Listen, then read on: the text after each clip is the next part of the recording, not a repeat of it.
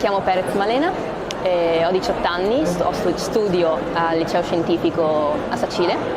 e diciamo che sono entrata allo scientifico proprio per l'obiettivo che ho sempre perseguito da piccola di studiare veterinaria e quindi di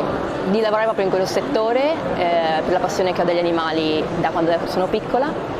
E faccio anche equitazione, per cui questo mi permette anche di entrare a contatto molto di più rispetto al solito con gli animali. Ho fatto molti stage, ho fatto due settimane in un maneggio in Germania, ho potuto sviluppare così un po' di inglese, comunque i miei genitori sono madrelingua spagnola, quindi parlo anche molto bene lo spagnolo e sono nata lì appunto senza conoscere il tedesco, quindi ho dovuto parlare solo in spagnolo con i datori di lavoro che erano appunto tedeschi e solo inglese con i datori di lavoro che erano tedeschi. E ho fatto anche 2 settimane in una clinica veterinaria a Pordenone e questo mi ha permesso anche di mettermi a contatto un po' com'è il lavoro e mi ha confermato, diciamo, che voglio perseguire questo obiettivo. E non voglio solamente fare veterinaria e essere una delle tante, diciamo,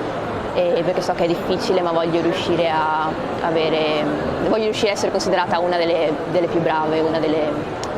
non la più brava, ma una delle migliori sicuramente.